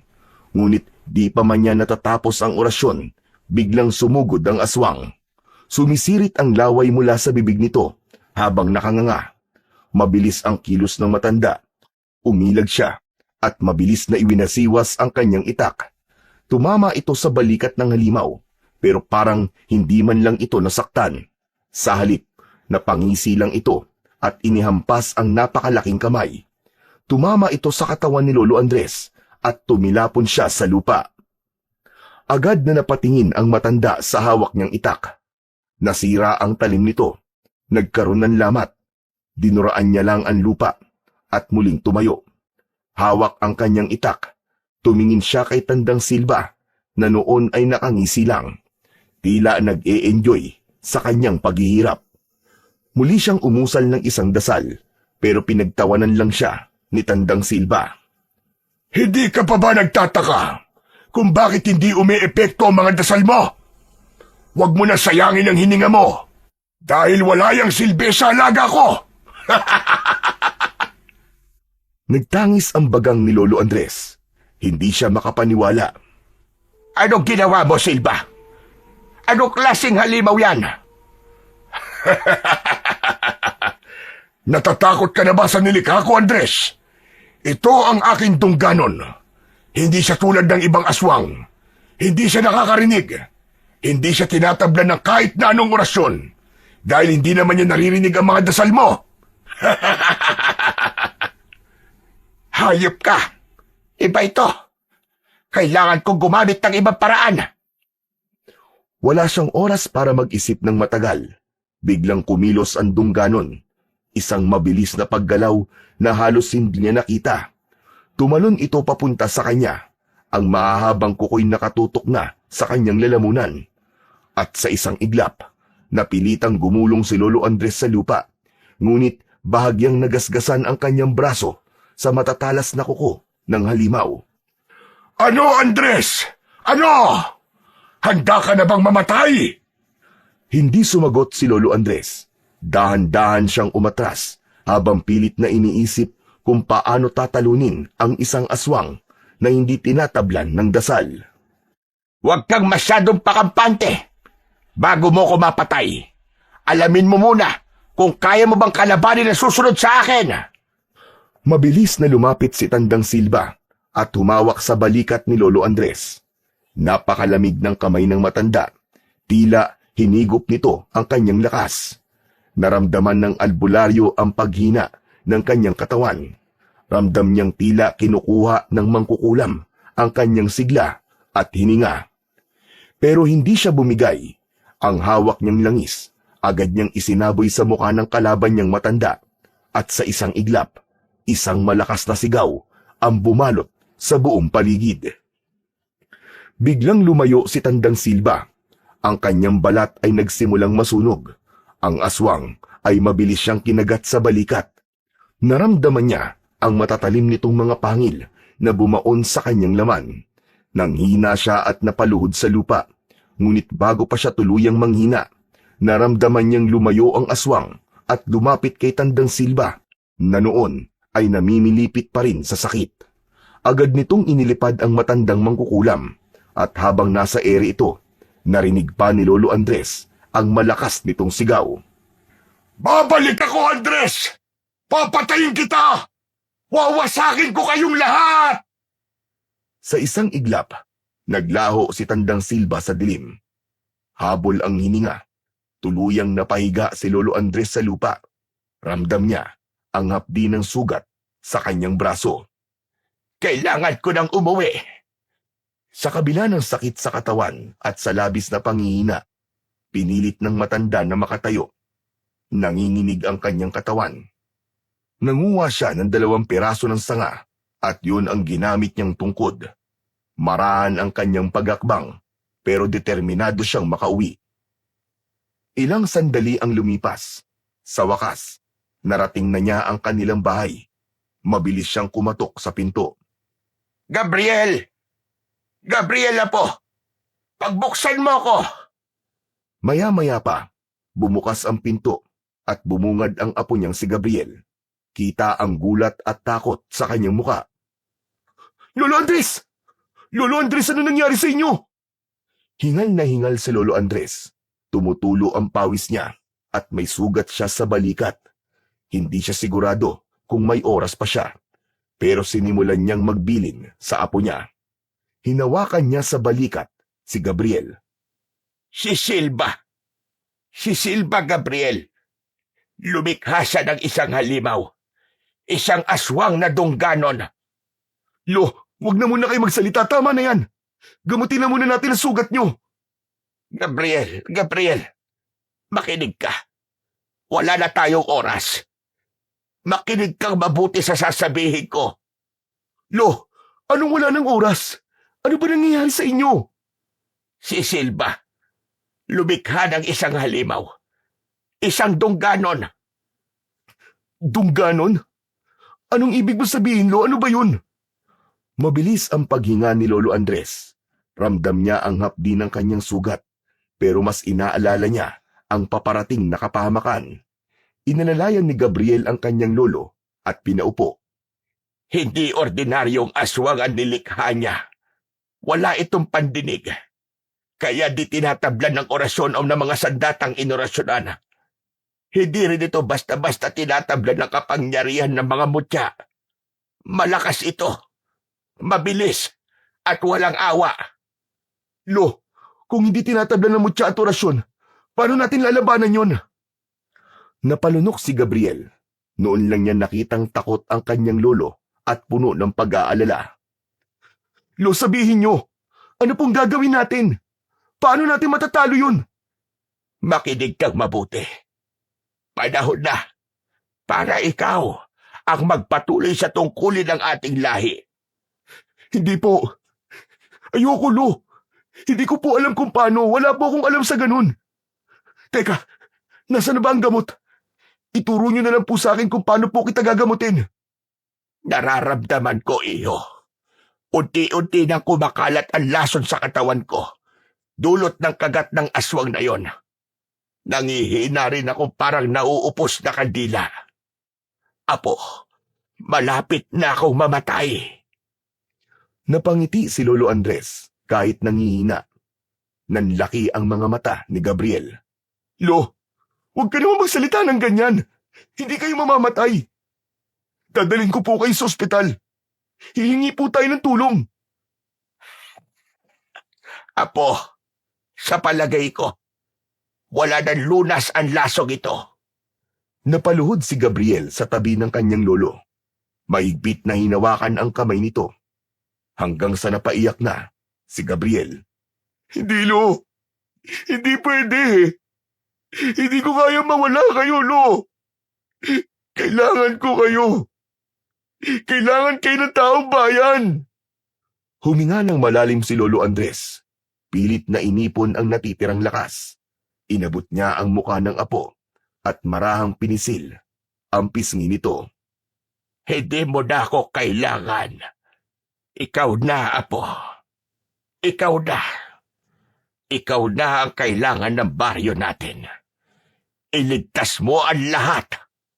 Laban kay Silva. Umiling si Gabriel. Hindi matanggap ang sinasabi ng kanyang lolo. Lolo Andres, paano kung gagawin yun? Lalo pang lumabo ang paningin ni Lolo Andres, ngunit pilit niyang pinilit na tumingin ng direkta sa apo niya. Gabriel, nasa dugo mo ito.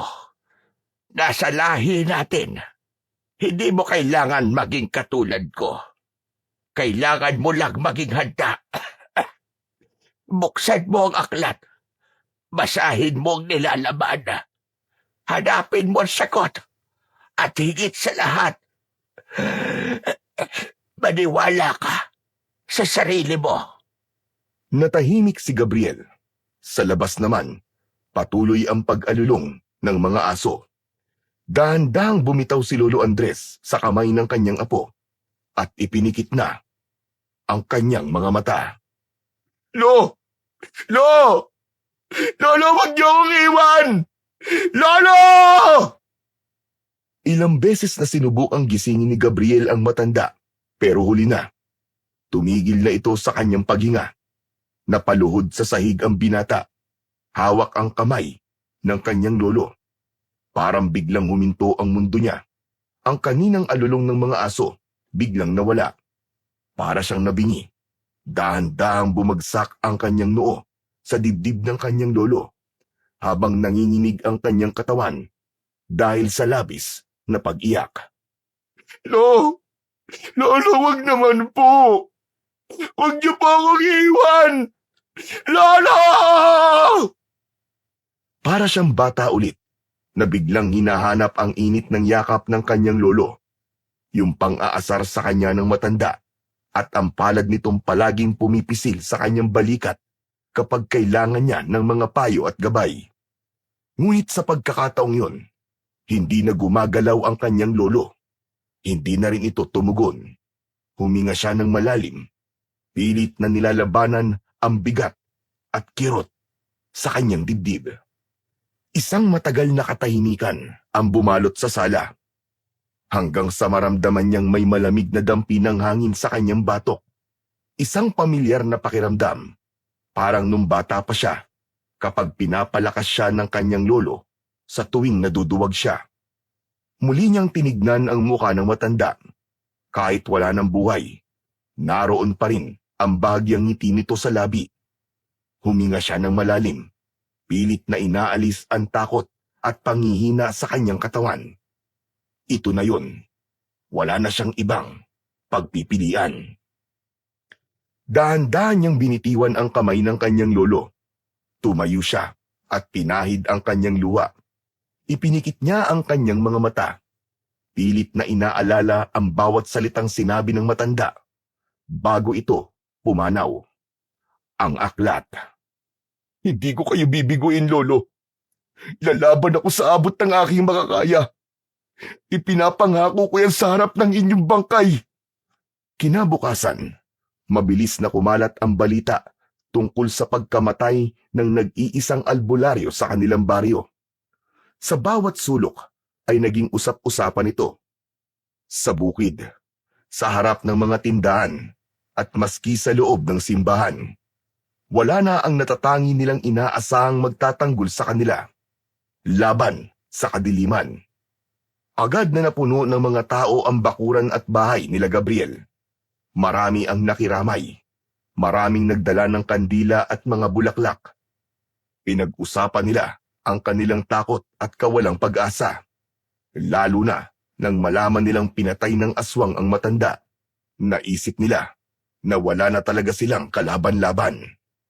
Samantala, sa loob ng bahay, tahimik lang na nakaupo si Gabriel sa tabi ng bangkay ng kanyang lolo. Hindi niya pinapansin ang usapan ng mga tao. Biglang may humawak sa kanyang kamay. Nang mag-angat siya ng kanyang paningin, nakita niyang nakatayo sa kanyang harap ang kanyang estudyanteng si Boy. Namumugto ang mata nito at parang takot na takot. Boy, ano nangyari sa'yo? Sino kasama mo nagpunta dito? Hindi agad nakasagot ang bata. Nanginginig siya. Tila nagpipigil na muling umiyak. Teacher, sinalakay kami ng aswang kagabi. Ano? Asan ang mga magulang mo? Nasa bahay po. Inaasikaso na sila ng mga taga-barangay. Si nanay at tatay. Patay na po sila, teacher. Kaninang madaling araw po dumating po yung aswang. Hindi ko alam kung paano ako nakatakas. Pero hindi po sila nakalabas ng bahay. Pinatay po sila ng aswang. Napatingin si Gabriel sa kanya. Hindi nakapagsalita. Nanginginig ang bata habang mahigpit na hawak ang kanyang sando. Takot na takot. Sir, pwede po bang sa inyo na lang po ako? Ayoko na po bumalik sa amin. Wala na po akong pamilya. Napabuntong hininga ang binata. Ang sakit ng pagkawala ng kanyang lolo ay hindi pa niya ganap natatanggap. Tapos heto pa ang isang bata na nawalan rin ng mahal sa buhay. Hindi lang isa, nawala ang lahat sa kanya. Parang dinaganan ng mabigat na bagay ang kanyang dibdib. Nilingon niya ang bangkay ng kanyang lolo Andres. Alam niyang kung buhay pa ang matanda, hindi nito papayagang magdusa sa takot at lungkot ang bata. Hinawakan niya ang kamay ni Boy. Huwag kang mag-alala, hindi kita pababayaan. Mula ngayon, dito ka na sa akin. Pagsapit ng hapon, sabay na inilibing ang 3 bangkay na biniktima ng aswang. Si Lolo Andres at ang mga magulang ni Boy. Nang matapos maibaon sa lupa, nagsiuwian na ang mga tao. Naiwan si Gabriel at ang bata. Pareho sila na nakatulala sa bagong tabon na lupa. Hindi makapaniwala na wala na ang mga ito. Parehas nilang hinihiling na sana panaginip lang ang lahat at isang masamang bangungot lang. Pero hindi. Totoo ang pangyayaring yon. Nakayuko ang binata. Yakap ang kanyang sarili. Wala ni isang luha ang pumapatak sa kanyang mga mata. Pumikit siya sandali at hinayaan ang hangin na dumampi sa kanyang muka. Sa oras na yon, alam niyang wala nang atrasan. Kailangan niya nang gawin ang iniwang misyon ng kanyang lolo. Sa kanyang isip, isang pangalan ang paulit-ulit niyang iniisip. Yun ay walang iba, kundi si Tandang Silva. Biglang bumuhos ang malakas na ulan. Doon pa lang naisipan ng dalawa na umuwi. Pagkarating sa bahay, hindi na nag-aksaya ng oras si Gabriel. Agad niyang hinanap ang aklat ng mga orasyon na laging binabanggit ng kanyang lolo. Mabilis siyang nagtungo sa lumang aparador ng matanda at hinila pababa ang mga nakasalansan nitong gamit. Ang ilang lumang damit ay nagkalat sa sahig, pati na rin ang ilang kahon na puno ng mga alikabok. Nasaan ba yun? Nasaan ba ang aklat na yun? At ano bang itsura noon? Sir, may hinahanap po ba kayo? Oo, boy. Bago mamatay si Lolo, ibinili niyang hanapin ko ang libro ng mga orasyon niya. Ang sabi niya, doon daw makikita yung paraan kung paano mapapatay ang aswang. Tutulungan ko na po kayo maghanap, sir. Nagsimula silang maghalungkat sa mga kahon. Isa-isa nilang binuksan ito ni Boy. Samantalang si Gabriel naman ay nag-alis ng mga lumang tela at pinagpatong-patong na gamit sa isang lumang estante. Ang dami pong gamit ni Lolo. Saan kaya niya yun itinago? Hindi ko rin alam, Boy. Pero sigurado ako nandito lang yun.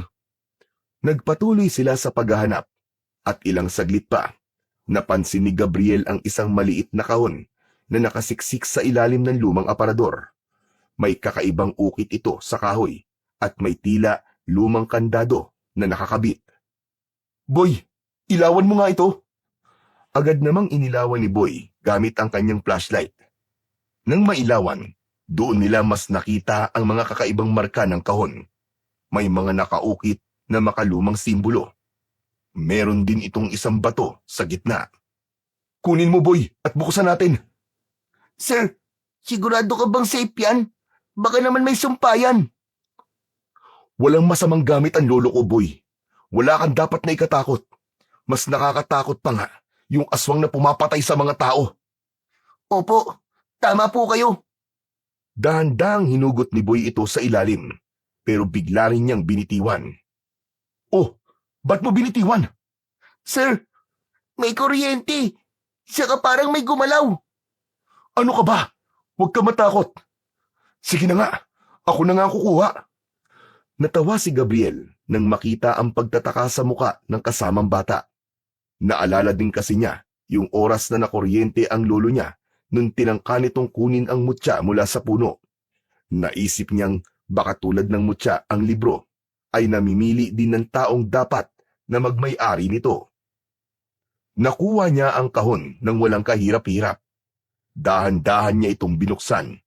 Nakuha niya mula sa loob ang isang lumang libro na nababalot ng makapal na alikabok. Ayos! Ito na yun, Boy! Ito na yun! Agad niyang pinagpag ang lumang libro at pinunasan ang alikabok sa pabalat. Doon, unti-unting lumitaw ang mga nakaukit na simbolo, mga kakaibang letra at guhit na hindi nila maintindihan. Sa gitna ng takip, may isang malaking ukit ng araw na may mata sa gitna, na parang nakatingin sa kanya mismo. May napansin din siyang maliit na uka sa mismong mata nito. Sir, ang kati sa ilong. Parang ilang dekada nang nakaimbak yung mga alikabok dyan ah. Tama ka, Boy. Matagal na itong tinago ni Lolo eh. Sir, naiintindihan niyo po ba yung mga nakasulat? Hindi. Hindi ko pa alam kung anong gagawin natin dito. Ang labo naman. Paano natin mapapatay ang aswang gamit ang libro na yan? Ah, alam ko na. Siguro nung tao pa yung aswang, sir. Di siya marunong magbasa. Takot siya sa libro. Ano yun, sir? Tuturuan mo siya magbasa? Pambihira ka naman, Boy. Hindi naman siguro ganun. Ikaw talaga puro kakalokohan. Sige ka, maririnig ka ni Lolo. Mumultuin ka nun. Hala, wag naman po, sir. Takot po ako sa multo. Kaya wag kang maingay. O sige na, bubuksan na natin yung libro. Agad na binuksan niya ang libro, pero dahan-dahan lang dahil may ilang pahina na halos maluray na sa kalumaan. Ang tinta ng ilan ay halos namumuti na rin. Nagkatinginan ang dalawa. Napakamot sa ulo si Boy. Naku, ba't ganyan na nakasulat dyan, sir? Alam mo bang basahin yan? Masyadong makaluma, Boy. At kakaibang pagkakasulat nito. Pero sabi ni Lolo, nasa librong ito ang lahat ng sagot sa mga tanong. Nagpatuloy siya sa pagbuklat ng bawat pahina. May isang nakasulat sa matandang wikang Latin na may nakaguhit na larawan Pero may nakitang kakaiba si Gabriel. Boy, tignan mo to. Parang kapareho ng mutya ko. Agad niyang inilabas ang mutya ng buntot ng kidlat na nakuha niya sa bukid at ipinakita yon sa kasama niyang bata. Oo nga no. Ibig sabihin, sir, may koneksyon ng mutya niyo sa aklat. Sa sandaling inilapit niya ito sa pahina ng libro, biglang kumislap ang mutya. Isang bughaw na liwanag ang gumapang sa kanyang kamay, papunta sa pahina. Sir, ano yan? Bakit ganyan, sir? Alam ko na, boy. Ang mutya ang susi para mabasa natin ang libro. Grabe! Ang astig, sir! Tulad ng nasa larawan, marahan niyang inilagay ang mutya sa uka na matatagpuan sa gitna ng mata ng araw. Sa sandaling lumapat ang mutya, isang nakakasilaw na liwanag ang lumabas mula rito. At ang simbolo sa pahina ay nagsimulang magbago. Unti-unting bumuo ito ng mas malinaw na mga titik. Sir, parang may buhay ang libro mo ah. Lahat naman ng libro may buhay eh. Di ba nga, lagi ko sinasabi sa inyo na ang bawat aklat kaya kayong dalhin sa kahit saan nyo gusto. At kaya nitong sagutin ang lahat ng mga bagay na gusto nating malaman. Opo, pero kakaiba po ang librong to. Parang di lang po sagot ang kaya niyang maibigay, sir. Kapangyarihan. Hindi nagsisinungaling si Lolo Andres. Mapapatay natin ang aswang sa pamamagitan nito. Pero hindi pa sa ngayon, boy. Kailangan ko munang pag-aralan ang laman ng librong ito at kung paano natin ito magagamit. Sige, sir. Susuportahan kita. Ako ang bahala sa mga gawaing bahay. Ako ang magluluto, maglalaba, mamalengke, kahit ano po. Wala po kayong ibang gagawin kundi pag-aralan yan. Salamat, boy ah. Hindi po. Ako po ang dapat magpasalamat ng malaki sa inyo. Habang nakapatong ang mutya, binuklat na nila ang mga pahina. Malinaw na ang mga sulat at naiintindihan na yon ni Gabriel. Isa itong aklat na puno ng mga orasyon na panlaban sa iba't ibang uri ng aswang. Hanggang sa isang pahina ang nakatawag sa kanya ng pansin. Ang pahinang may larawan ng isang aswang. Yan! Yang aswang na yan! Siya yung sumalakay sa bahay, sir! Ganyan na ganyan po ang itsura niya! Sigurado ka ba, boy? Opo, hindi po ako maaari magkamali. Yan nga po yun. May malalaki siyang pakpak, tapos ang pangit po ng mukha niya, nakakatakot. Parang naaagnas po na bangkay. Tapos, may mahahaba at matigas po siya dila. Tama nga ang hinala ni Lolo. Dito makikita ang paraan para tapusin ang lagim sa baryong ito. Habang sinusuri ang aklat, may isang orasyon ang agad na umagaw ng kanyang pansin. Ang orasyon na may kakayahang baliin ang sumpa ng isang nilalang na isinilang mula sa kadiliman. Ang kapangyarihan ng orasyon ay lalong titindi kung magagamit ang mutya ng buntot ng kidlat bilang gabay. Orasyon? Mutya? Kapangyarihan? Ayos. Sir, sana nga matalo natin yung aswang at si Tandang Silba. Oo, boy. Gagawin natin yon. Tatalunin natin sila. Ilang araw at gabi pa ang lumipas. Lalong lumaganap ang takot at sumpa sa buong baryo. Mas naging agresibo ang aswang sa tuwing sumasapit ang gabi. Wala itong takot. Hindi naging epektibo ang mga pangontra tulad ng mga bawang. Hindi rin ito tinatablan ng mga karaniwang sandata. Marami ng tao ang namatay at nasugatan. Wala na rin takot si Tandang Silba na magpakita sa mga tao kapag naglalakad ito sa kalsada. Agad na nagtatago ang mga tao. Nagsasara ng kanilang mga bintana at pinto at di na lumalabas ng kanilang mga bahay. Isa-isa, unti-unting inuubos ng halimaw ang mga residente. Gusto na ni Gabriel na lumaban. Gusto niyang protektahan ang mga tao, pero alam niyang hindi pa sapat ang kanyang tapang at kaalaman. Nagsikap siya. Inaral ang bawat detalye. Nagplano ng estratehiya para matapatan ang mga kalaban. Pinag-aralan niyang mabuti ang orasyon sa aklat. Isang gabi, isang nakapaninindig balahibong sigaw ang narinig nila mula sa kanilang kapitbahay. Nagkatinginan sina Gabriel at Boy. Boy, dito ka lang ah. Huwag kang aalis dito kahit anong mangyari. Sir, sasamahan kita. Tutulungan kitang kalabanin yung aswang. Hindi, boy. Huwag. Masyado ka pang bata. Hindi mo kakayanin. Makinig ka na lang sa akin, boy. Huwag kang lalabas dito kahit na anong mangyari. Nagkakaintindihan ba tayo? Tumango na lang si Boy bilang tugon. Hindi na nag-aksaya ng oras si Gabriel. Agad siyang lumabas at pinuntahan ang pinagmumulan ng sigaw. Dala niya ang kanyang mutya at ang mga kaalamang natutunan niya mula sa libro. Pagdating sa bahay ni Mang Isko, nakita niya ang wasak na pinto. Nagkalat ang mga gamit sa loob at sa isang sulok, naroon ang aswang. Kagat-kagat nito ang wala ng buhay na matanda. Mabilis na kumilos ang binata. Hindi na siya nagdalawang isip. Sa isang iglap, inilabas niya ang mutya na nakapaloob sa kanyang mga palad. Tulad ng nasa aklat, itinapat niya ito sa halimaw at sinimulang bigkasin ang orasyon.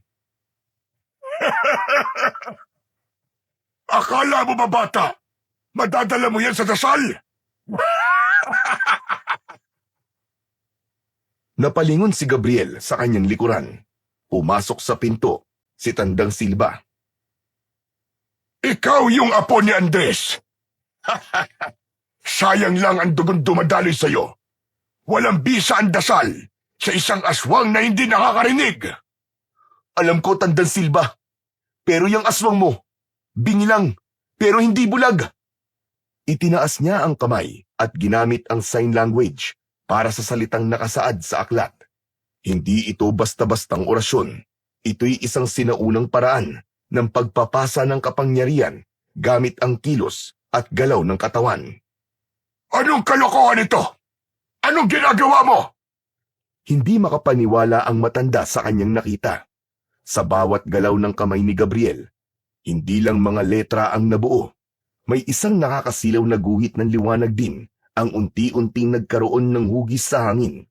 Isang matalim at maliwanag na kidlat. Nagsimulang umatras ang aswang. Naramdaman nito ang malakas na kapangyarihan ng binata. Kahit hindi nito marinig ang dasal, nakita naman niya ang nakakasilaw na liwanag. Hindi! Hindi maaaring mangyari ito! Hindi maaari! Isang malakas na kidlat ang tumama sa mismong bahay ni Mang Isko. Kasunod nito, ang malakas na pagdagundong ng kulog. Tila nagsanib puwersa ang kalikasan at ang liwanag na ginawa ng mutya. Tulad ng sa puno sa bukid, nilamon ng asul na apoy ang aswang, pero di tulad sa puno na di natupok. Ang aswang ay nagsimulang lamunin ng nakakapasong apoy. Isang nakakabinging sigaw ang kanilang narinig. Nangisay ang aswang, unti-unting nangitim at natupok, hanggang wala nang natira, kundi abo. Hingal na hingal siya, pero sa kabila ng enerhiyang tila nawala sa kanya, isang ngiti ang lumitaw sa kanyang muka. Ayos! Nagawa ko! Napatay ko ang aswang! Nagtagumpay ako!